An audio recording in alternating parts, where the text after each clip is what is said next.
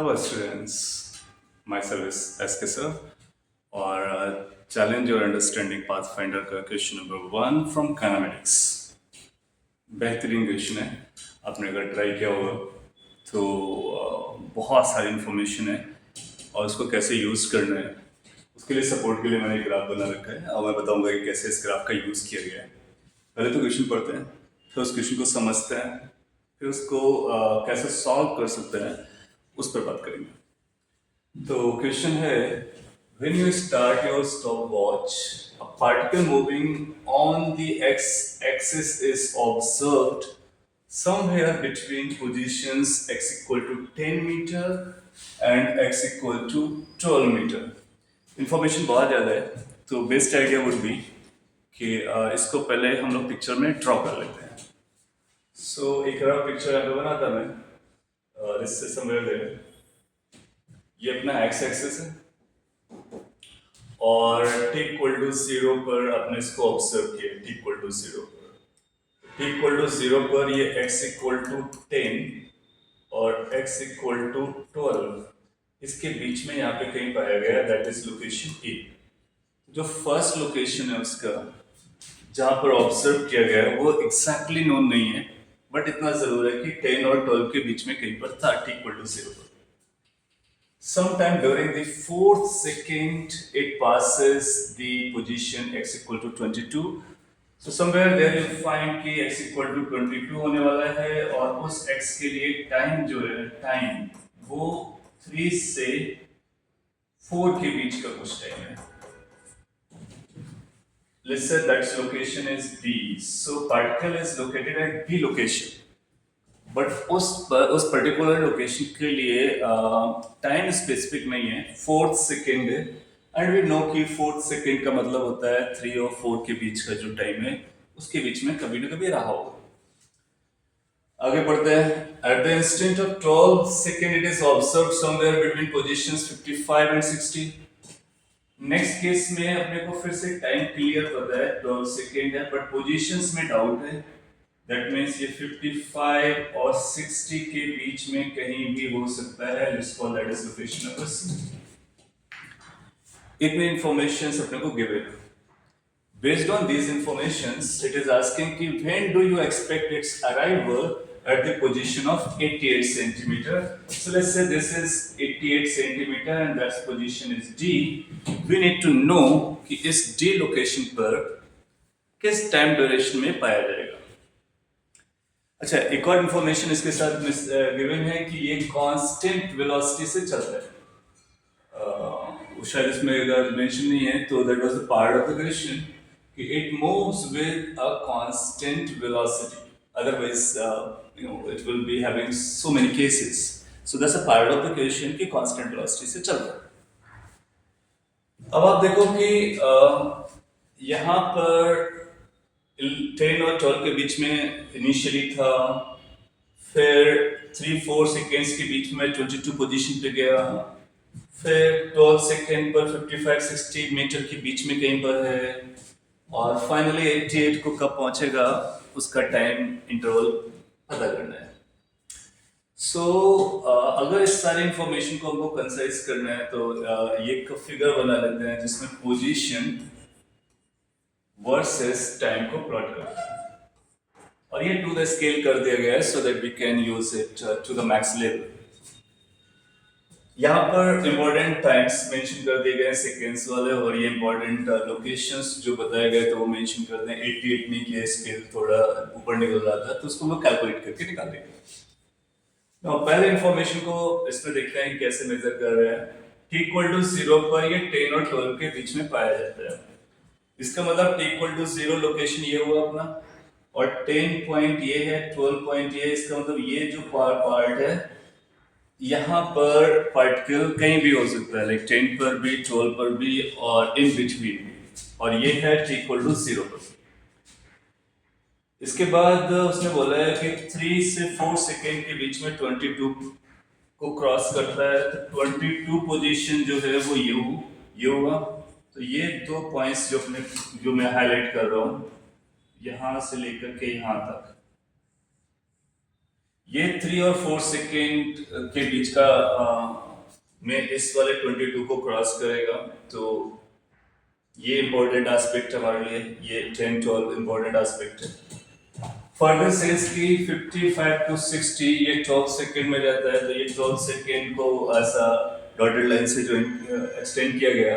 55 और 60 है, इसका मतलब है ये पोर्शन जो है पार्ट ऑफ द क्वेश्चन है।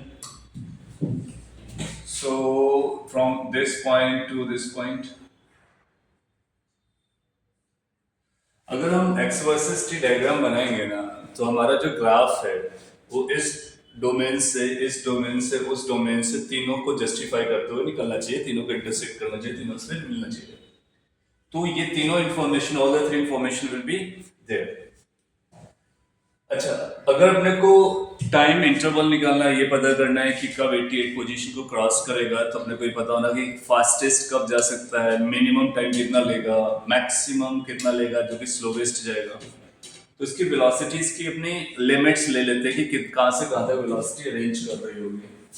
सो एक v मिनिमम होगा जो अपने को देगा maximum time to reach 88, and एक v मैक्स होगा, अगर पार्टिकल उससे चला है तो मिनिमम टाइम में वहां पहुंच जाएगा। और since velocity constant is the part of the question, therefore अगर वेलोसिटी मिला तो हम आगे की बात कर पा रहे हैं।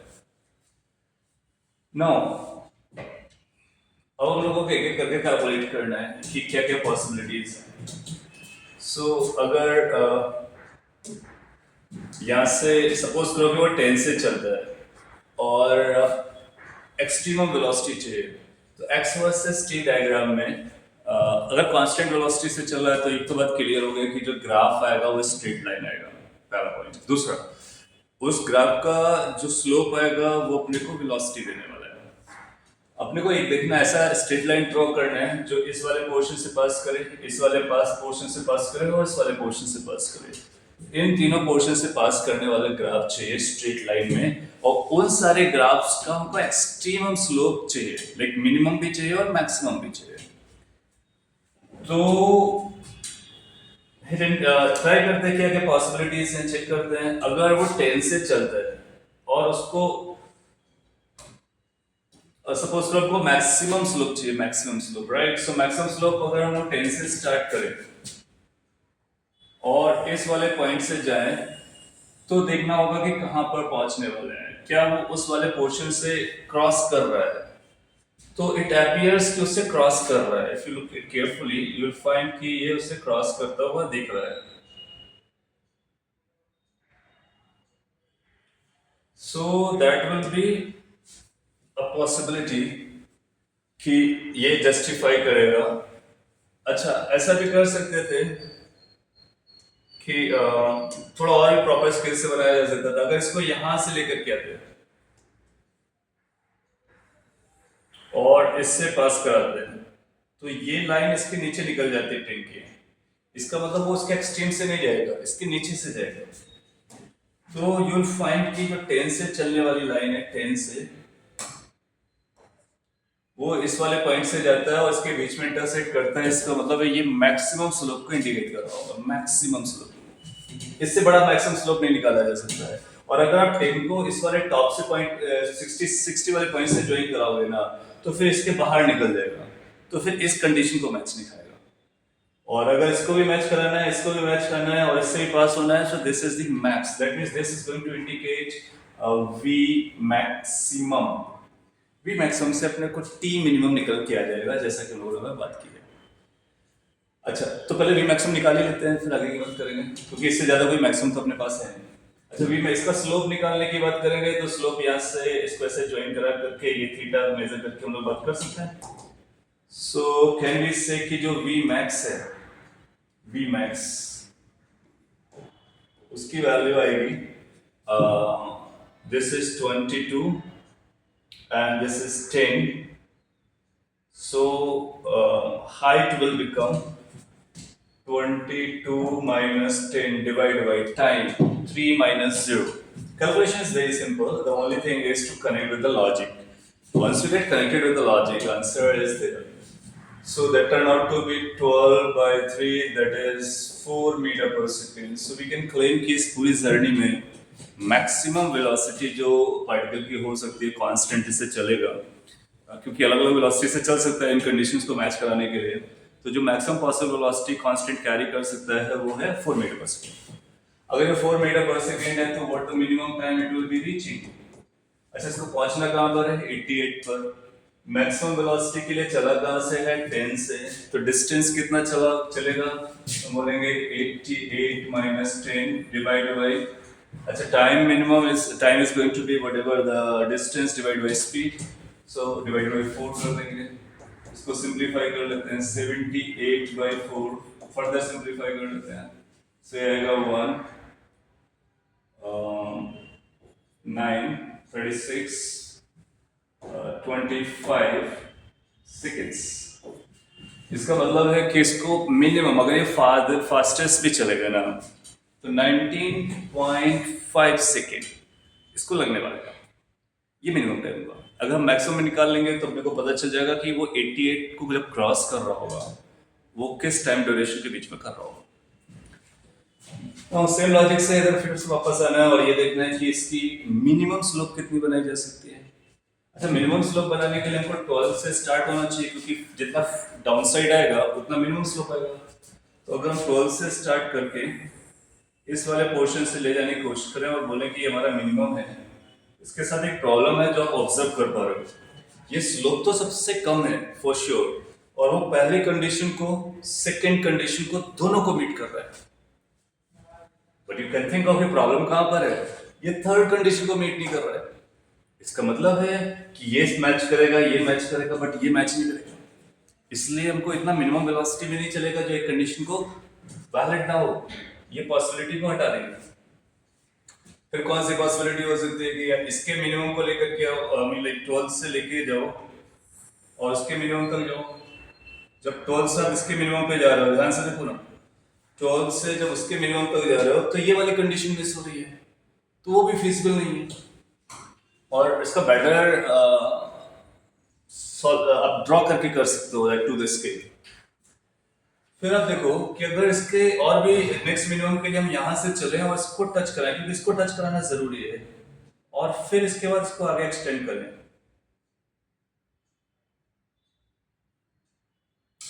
तो आप पाओगे कि इसको जब टच करा के आगे एक्सटेंड करते हैं तो ये यहां कहीं आता है इसके बीच में। अब एग्जैक्टली बीच में ये क्लेम करना थोड़ा भारी है, but yes it is somewhere there. Assume कर लेते हैं कि ये जो हाइट है जिसके बारे में अपने को नहीं पता उसको y मान लेते हैं, और ये y निकाल लेंगे तो अपने को काम होता है ना। अच्छा, इस केस में क्या हो रहा है कि इसके बॉटम से चला है और इसके एक्सट्रीमम से गया है, फिर वहां पे कहीं बीच में पास कर रहा है इसको, तो तीनों से कंडीशन तो मैच कर रही है। अच्छा, ये जो वेलोसिटी आएगी corresponding to this, that is going to be minimum. So minimum निकाल लेते हैं, इसका भी स्लोप लगेगा अपने को। इसके स्लोप के लिए हम लोग चाहे तो ये वाला थीटा यूज कर लेते हैं, क्योंकि यहाँ पे वैल्यूज तो अपने को पता है। तो अगर ये वाला थीटा यूज करने वाले हैं, ये वाला theta, so we need to know this value. Can you think of how much this is going to be? Of course, we can find out this is 55 minus 22. And can we find out how much this is going to be? This can also be calculated, isn't it? And that is 12 minus 3. 12 minus 3, अगर हम लोग ऐसा करेंगे तो ये आ जाएगा 9, और ये नंबर अपना हो गया कितना? 33. 33 by 9. 33 by 9 is V minimum. So अभी सॉल्विंग करने के लिए मैं V minimum यहाँ पे यूज कर ले रहा हूँ। V minimum is 33 by 9, which is basically 11 by 3 meter per second. Means minimum velocity जिससे ये constantly मूव कर सकता है वो ये। मैक्सिमम कितना आएगा? 4। अब इसके लिए करस्पॉन्डिंग जो टाइम है 88 तक पहुंचने का वो निकालना। अच्छा, टाइम निकालने के लिए 88 तक के लिए अपने को वेलोसिटी तो पता चल गया। अब 88 तक अपने को जाना है, तो अब चाहे तो यहां से स्टार्ट करके हम 88 तक पहुंच सकते हैं, क्योंकि वेलोसिटी तो आ चुकी है। यहां से स्टार्ट करके, क्योंकि ये इस वाले पॉइंट से पास कर रहा है 3 सेकंड में 22 है, तो हम बोलेंगे जो t मैक्स आएगा वो डिस्टेंस चलेगा कितना? 88 minus 22, isn't it? और how long is going to take then? उस समय लेकिन हाँ, लेकिन ये जो टाइम आएगा उसमें फिर वो 3 को एडजस्ट करना पड़ेगा क्योंकि we are starting from this. अगर स्टार्टिंग से टाइम लेंगे तो वो डायरेक्टली टाइम दे देगा। अपनी चॉइस है, एक काम कर लेते हैं, वाई कैलकुलेट ही कर लेते हैं, ये भी चलेगा। वाई कैसे कैलकुलेट कर सकते हैं? वाई कैलकुलेट करना बहुत आसान है क्योंकि इसका स्लोप तो आपको मिल ही चुका है। सो अगर ये वाई हुआ इसको ऐसे एक्सटेंड कर लेते हैं। सो कैन आई से कि is going to be like 22 minus Y divided by. 22 minus y divided by कितना 3 is the velocity that we just found out 11 by 3. Look from here, y is turning out to be 11 और 11 10 और 12 के बीच में इससे clear हो गया कि ये जो पॉइंट निकल के आया है वो 11 था। अब हम लोग स्टार्टिंग से लेकर एंड तक का कैलकुलेशन कर सकते हैं। टी मैक्स कैलकुलेट करने के लिए, टी मैक्स कैलकुलेट करने के लिए T max is going to be 88 starting from 11 divide by speed it moves with, और जो स्पीड थी उसकी वो कितना था 11 by 3। ध्यान से ऑब्जर्व करो, ये कितना आ रहा है अपना 77 divide by 11 by 3, 3 goes upside, isn't it? Calculation बहुत आसान है। सो ये आएगा 7 into 3 21 seconds। दैट मीन्स कि ये जो पार्टिकल है 88 पोजीशन को क्रॉस करेगा, फास्टेस्ट में क्रॉस करेगा 19.5 सेकेंड में, स्लोवेस्ट चलेगा तो 21 में। तो जो टाइम ड्यूरेशन है वो 19.5 सेकेंड से लेकर 21 सेकेंड है, ऐसा टाइम इंटरवल है। इस टाइम के बीच में ये 88 पोजीशन को फाइनली क्रॉस करेगा। So this is how using a graph we are able to answer this wonderful question. You must have enjoyed it. Thank you.